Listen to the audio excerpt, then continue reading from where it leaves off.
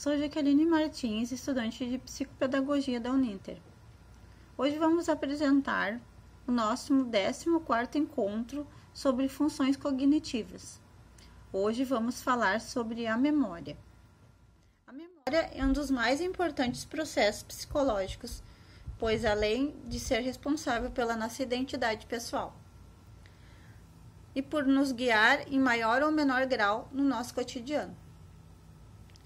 Ela está relacionada em outras funções corticais, igualmente importantes, tais como a função executiva e o aprendizado. Ainda que sem perceber, estamos fazendo uso desse momento importante, o recurso cognitivo a todo momento. Se entrarmos no nosso carro para ir para a faculdade, temos necessariamente que nos lembrar para onde estamos indo. Lembramos o que envolve diretamente a nossa memória. Não fosse assim, estaríamos impossibilitados de chegar ao nosso destino. Se não fosse assim, a memória sequer saberíamos que usamos ou cursamos alguma faculdade. Não saberíamos nem mesmo nosso nome e tampouco o nome dos nossos pais e amigos. Em outras situações da vida, somos capazes de identificar comportamentos automáticos que estão também intrinsecamente relacionados à memória. Voltados ao exemplo do carro, muitas pessoas, aquele com um tempo considerável de prática, não estão atentas aos movimentos enquanto estão no volante diretamente e perfeitamente. Acontece ainda que a pessoa, a fazer o mesmo trajeto para o trabalho há tanto tempo que, não raro, chega a um destino sem se lembrar pelo percurso que tomou. Isso se dá quando realizarmos tão repetidamente certas atividades que é como se o nosso corpo memorizasse os movimentos e pudesse realizá-los automaticamente, sem que nós teríamos estar consciente dos mesmos. Em relação à maneira pela qual as memórias são armazenadas, pouco se sabe a respeito. Apesar de inúmeros avanços feitos na neurociências nos últimos anos, ainda é mistério entender os potenciais elétricos e fenômenos bioquímicos que estão ligados a representações mentais que fazemos, ao mesmo de alguns cientistas, que se atrevam a dar saltos conceituais e encerrando premissas que a ciência é incapaz de fundamentar. O que se sabe atualmente é que importantes informações chegam ao nosso cérebro e formam um circuito neural. Ou seja, a informação recebida ativa uma rede de neurônios que, no caso seja reforçada, resultará em retenção dessa informação. Por informação, entendemos qualquer evento passível de um processado pelo sistema nervoso. De fato, um objeto, uma experiência pessoal, um sentimento ou até uma emoção. Por isso, consideramos que a repetição seja uma estratégia necessária para a memória. Não nos esquecemos, por exemplo, o número do nosso telefone e da nossa casa, porque ao longo da nossa vida repetimos essa informação inúmeras vezes. Esse processo interfere na memorização do número exatamente por toda vez que repetimos os estímulos. Ativamos o mesmo circuito neural. A ativação contínua reforça esse circuito e torna mais fácil e possível a evocação da informação armazenada. Se o processo de armazenamento podemos dividi-lo em 3 subprocessos, as quais sejam aquisição, consolidação e evocação, a aquisição diz respeito a um momento em que a informação chega até o nosso sistema nervoso e se dá ao meio de estruturas sensoriais, as quais transformam a informação recebida até o cérebro. O estímulo atinge os órgãos receptores, ao qual, através de nervos sensitivos, chega ao sistema nervoso central e, posteriormente, temos o processo de consolidação, que diz respeito ao momento de armazenar a informação. Esse armazenamento, que representa a memória, pode se dar das duas maneiras distintas: A, através das alterações bioquímicas, ou B, através de fenômenos eletrofisiológicos. Os fenômenos eletrofisiológicos, ao tentarmos memorizar uma situação nova, determinamos conjuntos de neurônios contínuos disparando durante alguns segundos, retendo temporariamente a informação somente durante o tempo em que a mesma é necessária extingui-as logo em seguida. Esse tipo de fenômeno tem a duração extremamente efêmera e não forma traços bioquímicos. E isso ocorre na memória sensorial e na memória de trabalho. A memória operacional, que discutimos mais adiante, por outro lado, é fenômenos bioquímicos, também chamado de traços de memória. Inclui dois tipos de alterações, as estruturais, as morfológicas, e as funcionais, que ocorrem ambas na circuitaria neural. As alterações estruturais compreendem a formação de novas espinhas dendríticas, as quais permitem que um determinado neurônio receba mais aferências de outros neurônios. Então, a formação de novos prolongamentos axonais, os quais permitem que um dado neurônio transmita mais sinais para o neurônio com os quais ele se conecta. Podem ocorrer ainda alterações morfológicas que criam novos circuitos e anteriormente não existiam. Finalmente, no caso das alterações funcionais, são formados de novos canais iônicos ou novas proteínas sinalizadoras, que otimizam a transmissão sináptica. É interessante observar que tanto as alterações morfológicas quanto as funcionais têm o substrato biológico. Ao mesmo fenômeno, a síntese proteica. Assim, a informação, quando repetida várias vezes, de alguma maneira ainda desconhecida, produz fatores que atuam no DNA do neurônio, fazendo com que este comande a síntese de novas proteínas, que podem ser, por exemplo, os canais iônicos, produzindo alterações funcionais, ou as espinhas dendríticas, ou os prolongamentos axonais, produzindo alterações morfológicas. Fica claro, portanto, que quando dizemos que o cérebro armazena informações, não podemos imaginar que as informações fiquem guardadas dentro das gavetas cerebrais. Ou seja, armazenar uma informação não significa colocá-los dentro de certos neurônios, como se esses fossem uma espécie de armário.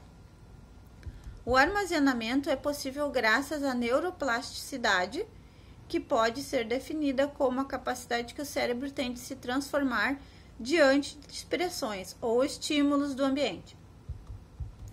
Disso podemos concluir também que as informações ficam armazenadas em regiões difusas do cérebro, envolvendo redes complexas de neurônios, as quais modificam para armazenar informações. Kindle e Schwartz, de 2013.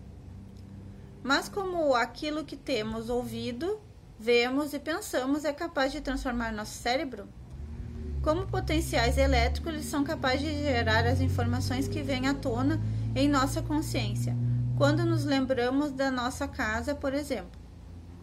Ou será que é a relação da causa e efeito entre o fenômeno físico-químico e representações mentais nem mesmo podem ser estabelecidas?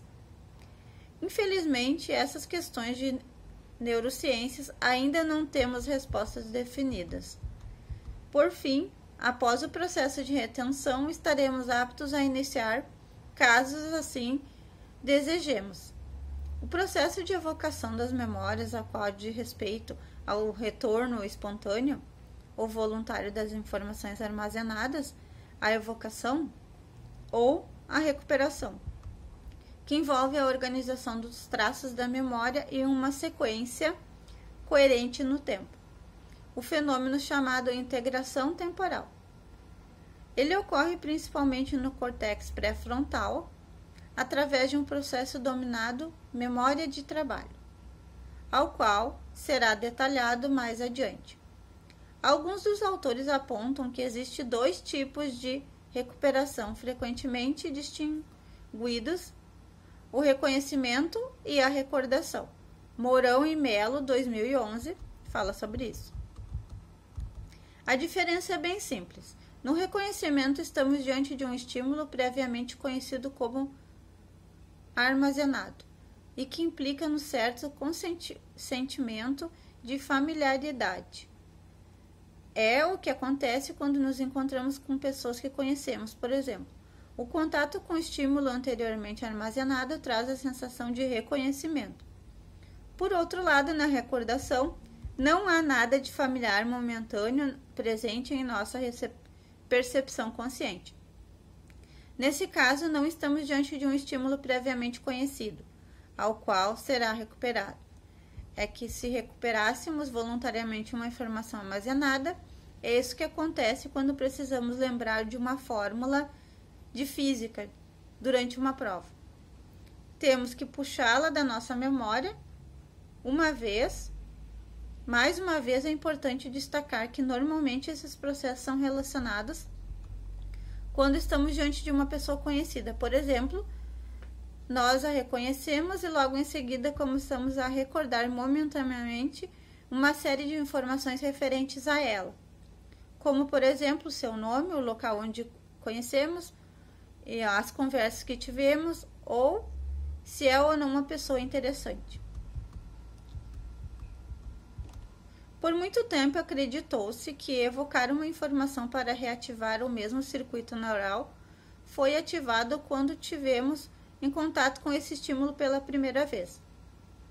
Assim, quanto mais percebido ou parecido fosse o ambiente externo no momento de armazenamento e no momento de evocação, mais eficiente seria o nosso processo de evocação, pois mais parecidos seriam os padrões neurais ativados. No entanto, os estudos recentes demonstraram que tanto os mecanismos cerebrais quanto a bioquímica envolvida no processo de evocação são diferentes daqueles envolvidos no processo de armazenamento. Deve-se tentar para o fato de que os subprocessos descritos acima não acontecem de maneira linear no tempo. Essa divisão é feita apenas em atender os fins didáticos. Na realidade, mais uma vez, esse processo acontece de maneira simultânea. Por exemplo, quando o processo de armazenamento da informação está em curso, evidentemente esse processo leva algum tempo. Podemos dar início ao processo de evocação dessa maneira à informação, sem que para isso tenhamos que pausar momentaneamente o processo de consolidação da informação, ou seja, quando estamos tentando memorizar um novo conjunto específico de informações ao mesmo tempo, o cérebro está recebendo outras tantas informações relacionadas à primeira. Logo, os processos de aquisição e consolidação estão em curso concomitantemente. Para exemplificar, imagine que estamos estudando sobre o átomo. Enquanto tentamos construir e armazenar uma possível definição sobre a palavra átomo, estamos tentando ler e adquirindo outras inúmeras informações que completarão tudo aquilo que iremos armazenar sobre esse assunto. Bem como estaremos evocando quaisquer informações prévias que estejam armazenadas em nosso cérebro e sejam relacionadas a esse tema. Além disso, é importante ressaltar que, na prática, os processos de armazenamento e evocação estão intimamente relacionados e são interdependentes, pois o modo de organizar as informações, quando a mesma é armazenada, influenciar fortemente na facilidade ou dificuldade de recuperar essa informação posteriormente. Nota-se, portanto, que a divisão do fenômeno mnemônico ou subprocessos dá apenas ao nível teórico e dá de tal maneira que a realidade eles acontece da maneira interdependente e não linear. Classificação das memórias. Conhecendo melhor as peculiaridades e detalhes relativos ao processo de memorização, os pesquisadores da área classificaram a memória em diferentes tipos. A literatura fala da memória de curto prazo, da memória de longo prazo e desde o século XIX, no entanto, algumas classificações mais recentes levam a considerar outras características além do tempo a retenção dessa informação. Lente 2010, por exemplo, propõe que podemos diferenciar as memórias a partir de duas características centrais: o tempo de armazenamento, ultra rápido, curto prazo ou longo prazo, a natureza da memória, explícita, implícita ou de trabalho. Mourão e Abramox, 2011, por outro lado, propõem a divisão de caráter funcional, segundo o qual existe dois tipos de memória: memória de arquivo ou memória de trabalho. Nesse caso, os autores apontam que a divisão se faz apenas a atender fins didáticos, embora tal classificação não se dê apenas no nível teórico. Uma vez que os diferentes tipos de memória são, de fato, considerados por regiões cerebrais, por mecanismos diferentes, além disso, podemos acontecer de memórias que apresentam até mesmo uma natureza diferenciada. Como se dá o caso, por exemplo, da memória sensorial ou memória de trabalho, e memória de longo prazo. Em virtude da extrema dificuldade em classificar as memórias, no presente artigo apresentamos uma visão fenomenológica das memórias, ou seja, nos limitamos em descrever cada modalidade da memória e apresenta a nossa consciência, sem que nos preocupamos nas classificações, as quais, como já dissemos, acabam de ser mais artificiais e elucidadas. De fato, a conclusão conceitual tem sido a regra, não a exceção. Quando se escreve essa memória, por exemplo, dois especialistas em memória, ambos com renome internacional, conceituam a maneira totalmente diversa ao termo memória de curta duração. Para Izquierdo, 2011, as memórias de curta duração são fenômenos na natureza bioquímica, que envolve a plasticidade sináptica, que relacionam com a consolidação das memórias de longo prazo.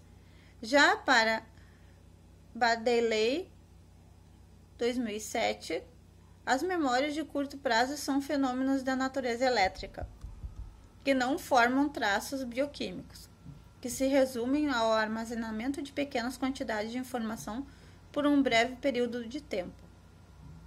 Paralelamente, citam diversas classificações de diferentes sistemas de memória. Desde Luria até os dias atuais, nesse artigo pode-se observar que há muito tempo mais dissensão do que o consenso. Como principal objetivo do nosso artigo é justamente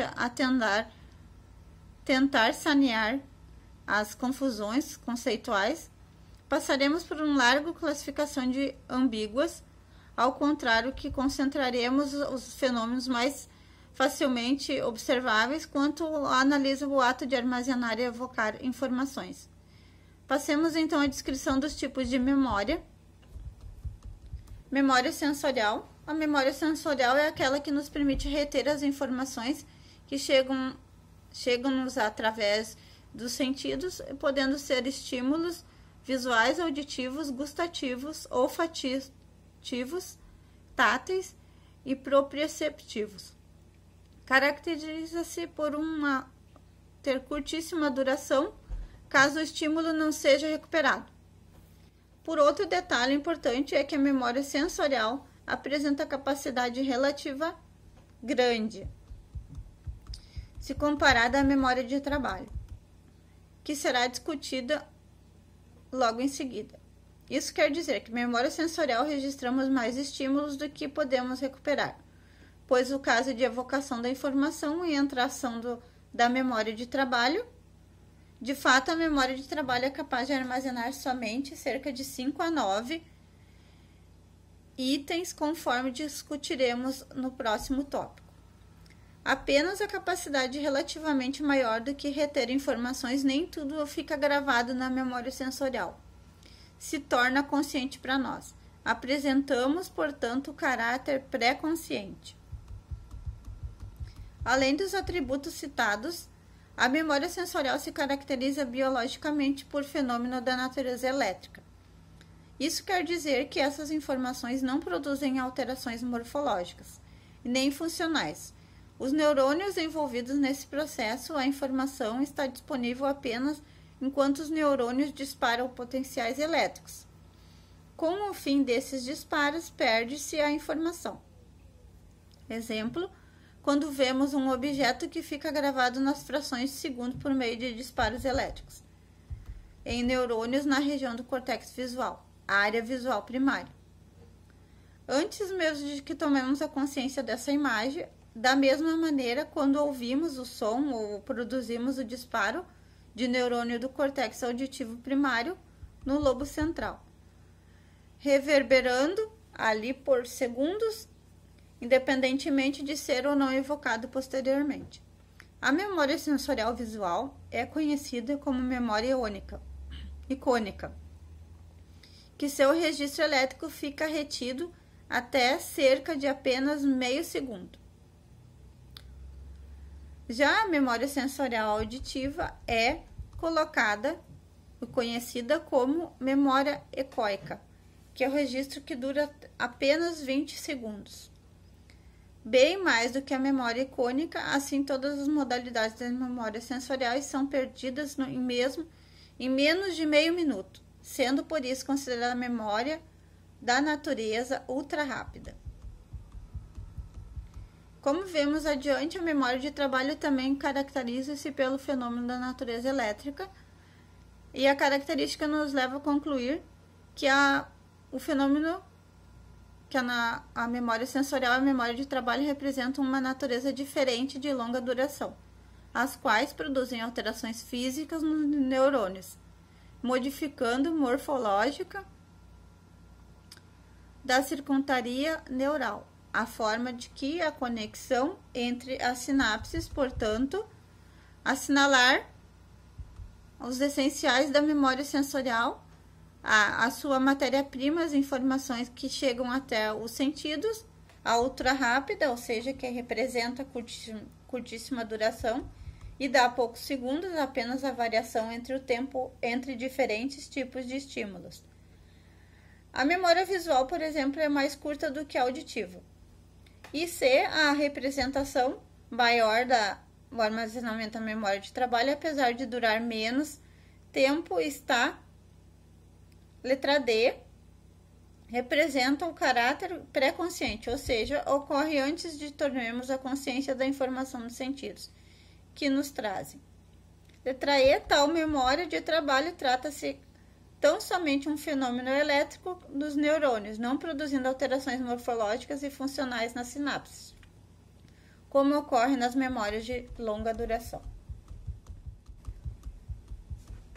Então, logo em seguida, a memória de trabalho, existe um tipo de memória que, contrariando um pouco do senso comum, não serve somente para armazenar informações. Ele serve, sobretudo, para conceituar o indivíduo e generalizar ou gerenciar as informações que estão transitando pelo cérebro, o que chamamos de memória de trabalho. O termo memória de trabalho passou a ser utilizado há pouco tempo, aparecendo na literatura na década de 1960, que indica que o estudo é também recente. Talvez por isso não seja com convergência entre os pesquisadores da área a respeito da definição desse tempo. No entanto, em alguns pontos conceituais a respeito das características da memória de trabalho, a saber, a duração ultra rápida, que de apenas poucos segundos, a capacidade limitada, retém apenas 5 a 9 itens. A duração da memória de trabalho é ultra rápida porque ela nos permite armazenar uma informação apenas enquanto estamos fazendo uso da mesma, ou seja, apenas quando certo trabalho está sendo realizado, enquanto precisamos elaborar um determinado comportamento. Quando queremos encomendar uma pizza, por exemplo, olhamos o número do ímã da geladeira e conseguimos guardá-lo o tempo suficiente para que possamos chegar ao telefone e discar o número. Quando a informação temporariamente armazenada deixa de ser útil, ela é descartada e normalmente esquecida. Portanto, é provável que esqueçamos o número do telefone da pizza.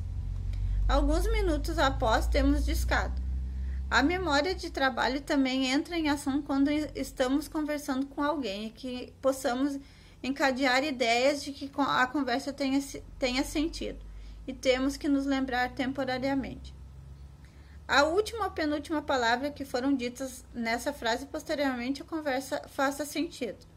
Ao fim do diálogo, normalmente esquecemos na maioria das palavras, que nos esquecemos da informação. Por isso, dependerá da nossa motivação em armazenar aquela informação.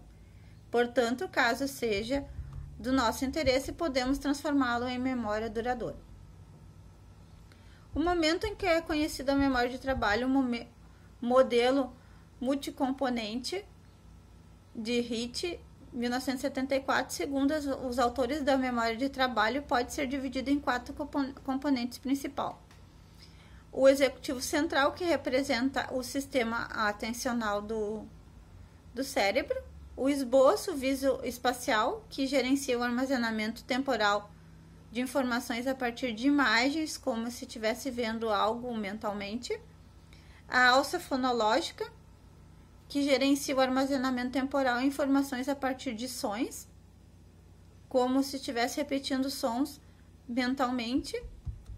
Retentor episódico, que gerencia as informações já arquivadas no nosso cérebro, comparando com as novas informações que vão chegando através dos nossos sentidos. Portanto, a memória de trabalho é bem mais do que um sistema de memórias. Ela é fundamental na evocação das memórias e o processamento lógico das informações. De fato, a memória de trabalho conserva uma informação na consciência, enquanto tal informação seja processada. Após o tal processamento, a memória se extingue em necessariamente formar traços, ou seja, sem necessidade de transformar o arquivo duradouro. Mas a sua função vai muito além disso. A outra função fundamental da memória de trabalho é comparar as novas informações em nossa memória ao longo prazo. Podemos dizer que a memória de trabalho trabalha com memórias, ou seja, é um sistema de processamento que confronta as informações que estão chegando ao nosso cérebro pelas vias sensoriais e com as informações que já estão arquivadas nos nossos sistemas cerebrais que compõem a memória de longa duração. Apesar de estar intimamente relacionadas às memórias de longa duração, a memória de trabalho não deve ser confundida com arquivos de memória. Para Mourão e Melo, 2011, o bom exemplo da relação e a diferença entre a memória de trabalho e outros sistemas de memória de longa duração é o seguinte: imagine que tenhamos um depósito grande capaz de estocar um número relevante de grandes caixas, que seria uma memória de longa duração. Apesar da capacidade de armazenamento do seu estoque, retirar as caixas de lá precisamos, por exemplo, de um carrinho, que obviamente é bem menor que o nosso depósito, e que nos impede de retirar do estoque toda a mercadoria de uma só vez.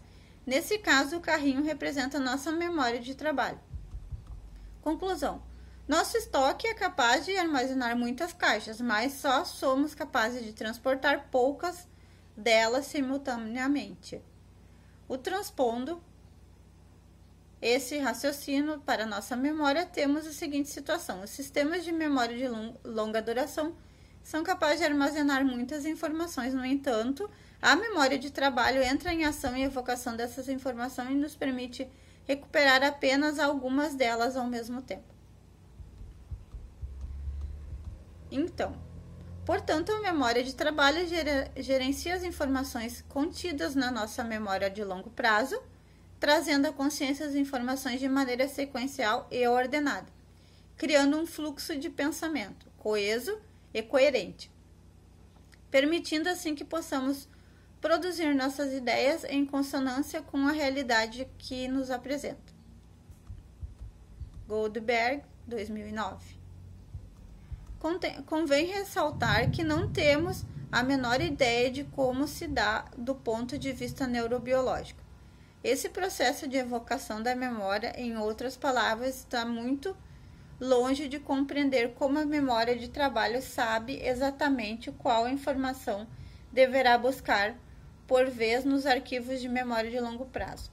como se localiza tal informação e como ela coloca as informações evocadas em ordem correta a fim de formarem um todo coeso.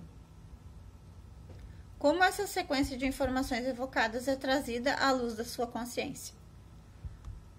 Um pouco mais que sabemos nesse processo de interação da informação se localizam preferencialmente no córtex pré-frontal, o que a dopamina é um neurotransmissor muito importante para a ocorrência de tais processos.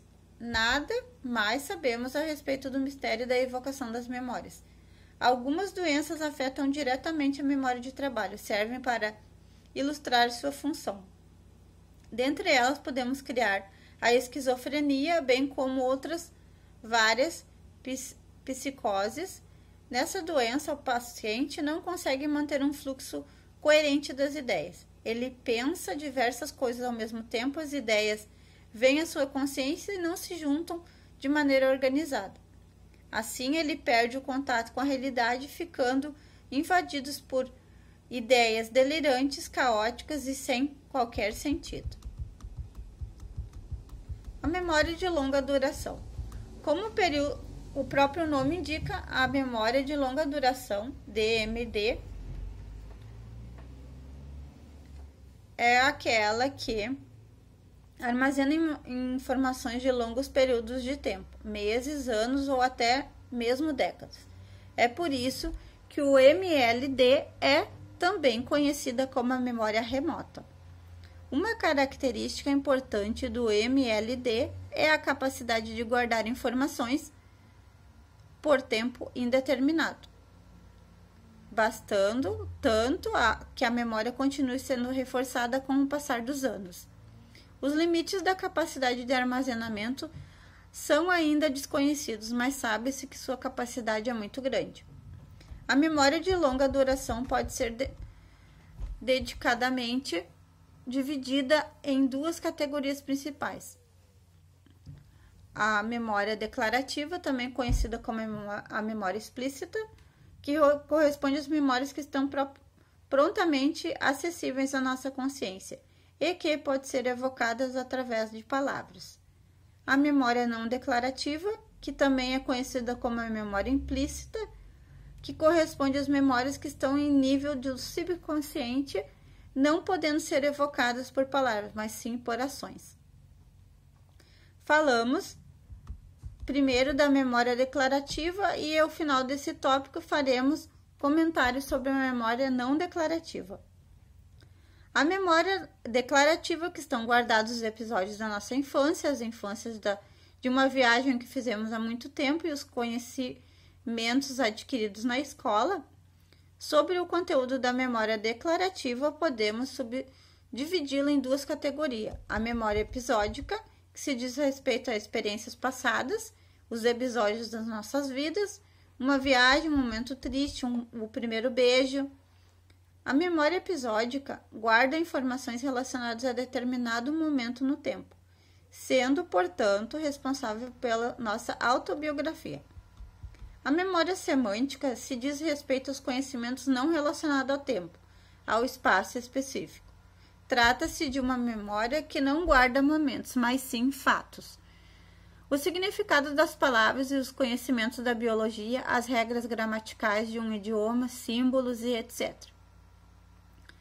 Essa subdivisão da memória declarativa se justifica pois parece que as memórias episódicas e semânticas se relacionam em diferentes áreas cerebrais, podendo sim ser afetadas de maneira distinta, em diferentes áreas cerebrais, podendo ser diversas doenças que acometem o nosso cérebro. Portanto, é possível que um paciente tenha déficits conceituados e acentuados de nossa memória episódica, ao que diz respeito de manter sua memória semântica praticamente intacta. Como já vimos, para que seja possível guardar tantas informações ao tanto tempo, o cérebro se modifica em algumas maneiras para dar conta do recado. As alterações possíveis já foram descritas anteriormente, mas sejam alterações estruturais morfológicas e alterações sinápticas funcionais. No caso de alterações funcionais, o fortalecimento das conexões sinápticas. Parece que quanto mais simples é a memória a ser consolidada, menor é o número de sinapses que precisa ser modificado. Por outro lado, quanto mais complexa a memória, maior é o número de sinapses a ser modificado. Chamamos de memória simples o fato de que sabemos e não devemos colocar o dedo na tomada, por exemplo. Nesse caso, alguns milhões de sinapses modificadas em poucas regiões do cérebro são suficientes. No caso, as memórias complexas de todo o conhecimento que aprendemos na escola, por exemplo, são necessários bilhões de novas sinapses em muitas áreas cerebrais. Isso quer dizer que quanto mais complexa for uma memória, mais difusa ela se encontrará no cérebro. Por outro lado, quanto mais simples, mais localizada ela estará. No entanto, a consolidação das informações apresenta ainda outras peculiaridades. A primeira delas é a labilidade da informação nas horas iniciais do processo de armazenamento. A formação de uma memória de longa duração leva em média de 3 a 8 horas. Enquanto esse processo não chega ao fim, a informação a ser consolidada pode sofrer alterações, representando suscetíveis, por exemplo, a ação das drogas, interferência de outras memórias e o aumento do declínio excessivo de neurotransmissores, tais como a dopamina, noradrenalina e acetilcolina. Verificou-se experimentalmente que todos esses fatores, de alguma maneira ou pouco conhecida, interferem nos mecanismos cerebrais envolvidos no processo de consolidação. É por esse motivo que muitas pessoas, por terem sofrido um susto muito grande, um acidente de carro muito violento, por exemplo, relatam que não lembram de nada imediatamente antes da descarga da adrenalina promovida pelo susto, e que chegamos à amnésia retrógrada. Até certo ponto, o aumento do nível do neurotransmissor associado ao estado de alerta otimiza a qualidade da consolidação, isto é, que a determinada situação tem um colorido emocional para o sujeito. Ele está atento e provavelmente ele se lembra de alguns detalhes sobre tal função, mais detalhes do que ele normalmente lembraria sobre as situações cotidianas. Por outro lado, se os níveis de neurotransmissores representam muito elevados, o armazenamento da informação é prejudicado, podendo ocorrer perda de muitos detalhes ou perda total dessa informação. Vale ressaltar que por mais carregada a nossa emoção seja um evento, nunca seremos capazes de nos lembrar a todos os detalhes. Mesmo as melhores memórias não são perfeitas. Há sempre algum grau de perda durante o processo de consolidação. Assim, outra peculiaridade das memórias de longa duração é o seu caráter não estável. Além das perdas, ocorre logo o processo de consolidação. Toda vez que evocamos uma memória, modificamos mais essa mesma memória. Portanto, com o passar do tempo, ao relatar a vivência da nossa infância, por exemplo, estamos cada vez mais do que um processo de edição de fragmentos na memória, o que não organizamos pela memória de trabalho, pelas funções executivas, visando formar mais que um todo mais ou menos coerente. Por isso, cada um lembra de um determinado fato de uma maneira. A evocação, portanto, longe deve ser uma reprodução fiel das informações a qual foram arquivadas. Trata-se, em verdade, mais de um processo criativo do que reprodutivo. As perdas durante o processo de consolidação devem ser encaradas de maneira natural, uma vez que os neurônios realmente fazem a traduzir a realidade por nós percebida em potenciais elétricos ou alterações bioquímicas. Em toda tradução há perdas, e quem já leu a tradução de qualquer texto comparando com o original sabe disso. Além dessa maneira de tradução, nossas memórias são novamente traduzidas quando são evocadas novamente, e há perdas e modificações, pois fatos novos podem ser adicionados, incluindo falsas memórias. A consolidação das memórias ocorre no hipocampo, que é a região que é bem delicada e filogeneticamente antiga no lobo central, lobo temporal. O hipocampo tem esse nome por ter a forma de um cavalo marinho. Sabemos que há a importância do hipocampo no processo de consolidação, porque os pacientes com lesões bilateral dessa estrutura são totalmente incapazes de guardar qualquer informação nova. Eles tornam-se escravos do passado, sendo capazes de lembrar de tudo o que se passou antes da lesão ocorrer, mas não conseguem mais armazenar nada de novo. Esse fato denomina amnésia anterógrada. Parece que a consolidação ocorre durante determinadas fases do sono. É por isso que o sono é fundamental para a consolidação das novas informações. Acredita-se que o sono, com seu conteúdo muitas vezes desconexo, seja mais do que a evocação de fragmentos na memória. Eles estejam sendo descartados para que novas se consolidem. Entretanto, apesar da nossa hipótese ser atraente, é importante ressaltar que o nosso sono e os sonhos não são um mistério absoluto na neurociência.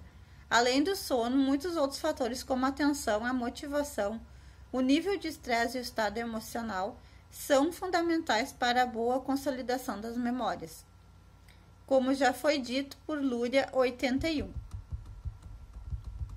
Além da perda natural, ocorre com o decorrer do tempo induções por parte de terceiros. Também pode nos levar a editar nossas lembranças.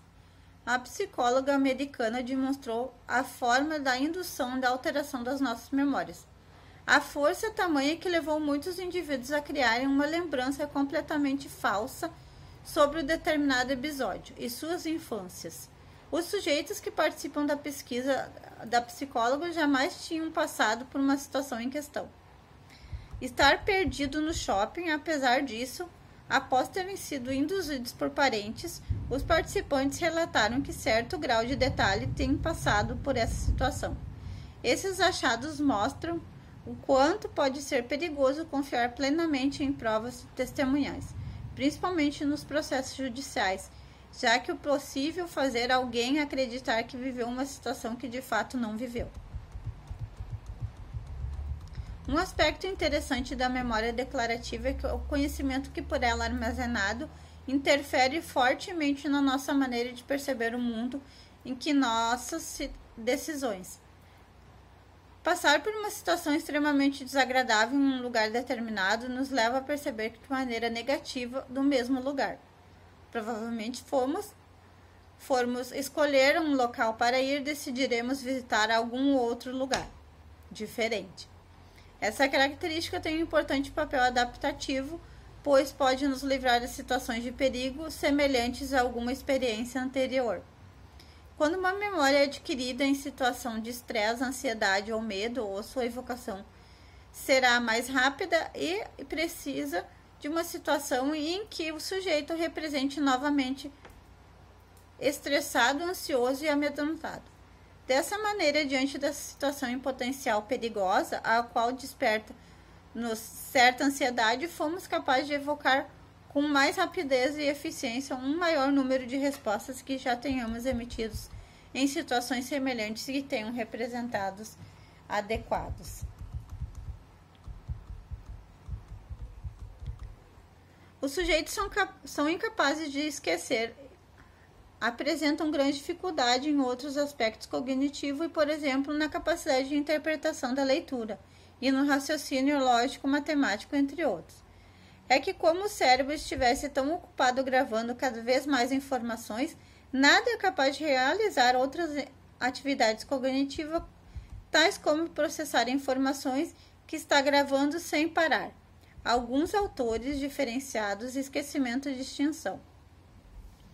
Segundo eles, a memória esquecida não pode ser evocada. Por outro lado, a memória extinta é aquela que fica latente, ou, no entanto, diante de condições específicas, somos capazes de evocá-la, como as memórias remotas.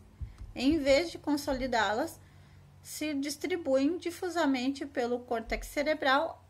A perda de memórias declarativas, denominadas demência, acontece quando as lesões corticais extensas, isso se dá à doença de Alzheimer, que no caso ocorre uma excessiva deposição de proteínas anômalas, formando corpúsculos emaranhados que impedem o trânsito de substâncias químicas no corpo celular dos neurônios e nas sinapses. Outras doenças podem evoluir o quadro de demencial. São a doença de Parkinson em fase avançada e o síndrome de Down quando os pacientes atingem idades mais avançadas. Agora vamos falar sobre outra modalidade de memória de longa duração, a memória não declarativa, a MND. Operam em nível subconsciente e não se trata de processos intelectivos. No grupo de MND, incluímos os condicionamentos e memórias motoras, priming. Os condicionamentos nada mais são do que associações que fazemos entre os estímulos que estão entre determinados comportamentos com a sua consequência, recompensa ou punição. Como os condicionamentos se relacionam mais ou menos em processo de aprendizagem, temos a relação com a memória em si. Eles fogem ao escopo desse trabalho, portanto, não discordaremos dele. As memórias motoras são as memórias relacionadas aos procedimentos de habilidades motoras. Elas são difíceis de serem aprendidas, pois necessitam muita repetição para torná-las consolidadas. Porém, uma vez consolidadas, eles se tornam automáticos, inconscientes e extremamente resistentes ao esquecimento. Por exemplo, as memórias motoras, ao aprender a andar de bicicleta ou aprendizado do manejo de um instrumento musical, custamos aprender, é necessário muitas repetições. Uma vez que aprendido, não mais conseguimos esquecer, e tampouco somos capazes de explicar ou declarar. Como tocamos o violoncelo e como andamos na bicicleta. Só conseguimos explicar mostrando, isso é, tocando o instrumento ou andando na bicicleta. As regiões cerebrais envolvidas no aprendizagem e no processamento de habilidades motoras são as regiões do encéfalo relacionadas à motricidade, ou seja, o cerebelo e os núcleos da base, conhecida como também o corpo estriado. Um fenômeno muito interessante é relacionado às memórias, que se merece ser mencionado o priming, também conhecido como a pré-ativação.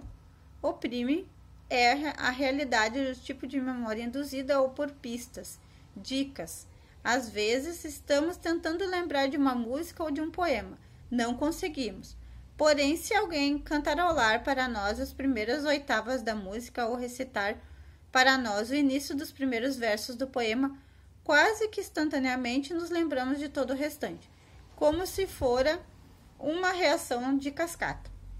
De fato, muitas vezes só lembramos onde está um prédio quando dobramos a esquina anterior à sua localização. Dessa maneira, um animal só consegue lembrar da saída do labirinto na medida que vai percorrendo o mesmo. Cada etapa serve de uma pista para a etapa seguinte. Não sabemos quais regiões do cérebro estão envolvidas no priming, mas acredita-se que seja um fenômeno difuso que a localização tem a ver com a pista. Se a pista for visual, o priming se associa aos disparos do neurônio cortex occipital, é a área visual primária. Se a pista for auditiva, dispara os neurônios no lobo temporal, a auditiva primária, assim por diante. No entanto, as áreas neocorticais da associação, como o córtex pré-frontal, estão certamente envolvidos nesse fenômeno, uma vez que o priming envolve a interação temporal dessas informações. Parece que o priming é importante mais do que a gente imagina. por ele faz com que tenhamos a tendência de evocar informações sobre as quais já temos alguma pista em algum momento da nossa vida. Ou quer tal pistas que chegamos muitas vezes tão rapidamente que nem tomamos consciência dela. Mas elas são decisivas para as nossas decisões futuras. Exemplo claro disso são as propagandas subliminares aos quais o cérebro é bombardeado com pistas. Exemplo, uma determinada marca de refrigerante. Da próxima vez que formos comprar o refrigerante, dessa escolha acabará se recaindo sobre a marca e nos fazendo representado no passado. Sinal que a gente lembra a marca, né? Então, a partir desse vídeo sobre as curiosidades da sua memória, a gente vai encerrar o nosso vídeo de hoje. Até mais, pessoal. Muito obrigada.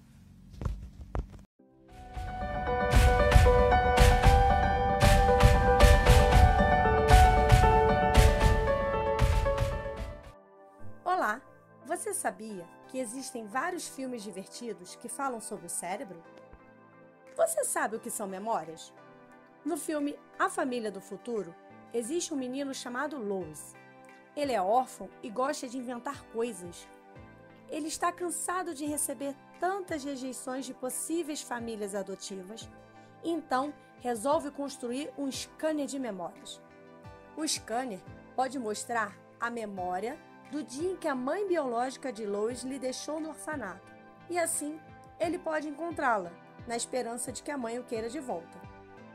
Se o Lois acessar essa memória do dia em que foi deixado no orfanato, ele pode então identificar sua mãe. Mas o que seria esse scanner de memórias? Antes de falarmos sobre isso, você sabe o que é memória? Quando lembramos de alguma coisa, parece que um filme está gravado na nossa cabeça e podemos rever os detalhes. Memória é o armazenamento de informações e fatos através de experiências vividas ou ouvidas. Assim, com esse invento, o Lois pode ter acesso às memórias. E existem dois tipos de memória: a memória de curto prazo e a memória de longo prazo. Quando aprendemos algo novo na escola, criamos uma nova memória. Essa memória é chamada de memória de curto prazo, uma memória temporária. Se essa memória não for usada de novo ou reforçada, como por exemplo, fazer a lição de casa sobre aquela aula, essa memória é perdida. Para essa memória de curto prazo virar uma memória permanente, a chamada memória de longo prazo, usamos uma região do cérebro que é conhecida como hipocampo. Por isso, o objetivo de Lois, ao criar o scanner de memórias, é conseguir acessar o hipocampo para que se lembre do rosto de sua mãe. Afinal, a última vez em que ele estava com ela, ele ainda era um bebê, e assim o garoto achava que o rosto da sua mãe estaria gravado na sua memória de longo prazo. Bem, agora que você já sabe o que são memórias e onde elas ficam, vamos falar um pouco sobre a relação delas com as emoções? Você se lembra de algum momento feliz? Ou de algum momento triste? No filme Divertidamente, a gente consegue ver como algumas lembranças são coloridas por um sentimento. A alegria, a raiva, o nojo, o medo e a tristeza. Todos são sentimentos capazes de gerar memórias. E assim também acontece na vida real, com a gente. As memórias são formadas e organizadas em nossa mente de acordo com a situação e com os sentimentos que estamos vivendo naquele momento. Legal, né? As memórias se conectam com as emoções para que possamos aprender a partir delas, para nos proteger, como na cena em que o medo protege a Riley de passar em cima do fio da tomada quando está brincando, e também para que possamos nos lembrar mais facilmente do que aconteceu. Além disso, as memórias podem ser consolidadas depois de um tempo, ou seja, você sempre vai se lembrar dessa memória, ou esquecida, quando ela perde a sua importância. Um exemplo disso é quando você não precisa mais decorar o número de telefone, já que tem anotado no celular. O filme mostra bem como essas memórias são consolidadas para serem lembradas delas, Mas no filme também percebemos que as memórias que são esquecidas vão para o fosso do esquecimento e de lá se apagam completamente. Na vida real, não é bem assim que acontece. As memórias podem ser consolidadas novamente. E cada vez que você lembra de uma memória, ela é associada ao momento em que foi lembrada e é reforçada. Assim, existem vários tipos de memória, que nos ajudam a armazenar diferentes tipos de informação. E toda vez que lembramos de algo, essa memória pode ser alterada e misturada com memórias mais recentes. Por isso que uma mesma história pode ser contada de várias formas diferentes. Se fôssemos mudar o filme, as memórias poderiam então voltar do fosso e ganhar novas cores e características quando fossem lembradas pela Riley. Por isso, podemos ver que todas as emoções e situações, felizes ou tristes, nos ajudam a construir memórias e aprender, o que nos faz crescer. Uma coisa que a gente pode pensar é: nossa, mas ter raiva é tão chato. Sentir tristeza de algo é tão ruim. Prefiro sentir alegria, mas não é bem assim. Cada emoção tem sua importância. Ter muita alegria pode fazer com que você perca a noção da realidade, achando que tudo tem que ser visto de forma positiva. Aí entra a tristeza para equilibrar, sabe? E fazer com que você pense melhor diante de uma situação. Assim, todos os sentimentos são importantes para a nossa sobrevivência. Por exemplo, não sentir medo pode levar a nos arriscarmos demais, sem pensar. E sentir raiva pode fazer com que a gente evite injustiças. No filme, tem uma cena que a raiva é acionada porque acha que é injusto a Riley ficar sem sobremesa só porque não comeu brócolis.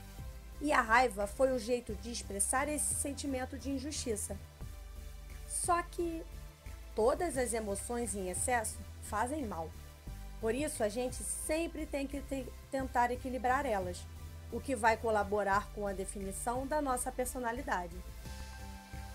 Viu como suas memórias são importantes? Já pensou o que seria da gente sem memória? Existem pessoas que têm memórias de uma forma diferente. Às vezes não conseguem lembrar bem das coisas. Vocês se lembram da Dory? Aquele peixinho azul que viveu muitas aventuras em outro filme, O Procurando Nemo? Que ajudou o peixe palhaço a encontrar seu filho. Então, dessa vez, a Dory é a nossa personagem principal do Procurando Dory, onde ela nos conta de forma bem divertida e emocionante sua história dentro do oceano, à procura de seus pais, após uma série de flashbacks. Então, esse filme conta como a memória também é importante para os animais. Vemos que a Dory tinha uma falha em sua memória, que fazia ela repetir a mesma frase várias vezes. No filme, a Dory teve alguns flashbacks que direcionou ela a iniciar a procura pelos seus pais. Na neurociência, esse estado que ela passou é conhecido por amnésia anterógrada, ou seja, é quando a pessoa não consegue se lembrar de informações recentes e, por conta disso, ela não registra as memórias de maneira correta. Possivelmente, a Dory pode ter sofrido alguma lesão em seu cérebro quando ela nasceu.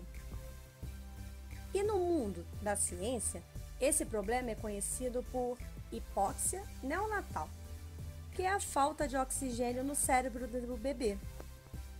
Isso seria como um machucado no cérebro. No caso da Dory, acabou afetando uma área muito importante da memória. Como vimos, a Dory sofre de perda de memória recente, ou de curto prazo, que acaba afetando sua memória. No cérebro dos peixes, há dois locais responsáveis por guardar memórias, o córtex e o hipocampo. No córtex, são guardadas as lembranças mais antigas e importantes. Já no hipocampo, é armazenada a memória de trabalho, Ela que nos ajuda a jogar o jogo da memória ou quebra-cabeça.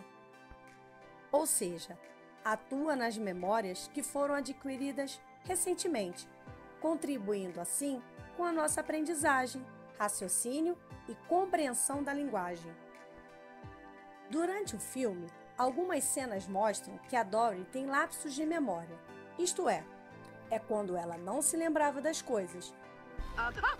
Era uma coisa sobre o que mesmo, hein? A gente procurava uma coisa. Era sobre uma concha ou... Não. Sobre uma ostra? Não. Molusco? Não. Uma coisa, Não. eu acho... Não? Não é. Mas no filme, ela dá o seu jeitinho, através de jogos de palavras, para se lembrar do que ela iria fazer, falar, para dar continuidade com seu plano. E o mais bacana é que esse déficit em sua memória não a impediu de ir em luta para encontrar seus pais. Ela seguiu firme e forte com a ajuda de seus amigos no fundo do mar e da lembrança dos flashbacks até conseguir finalmente encontrar seus pais.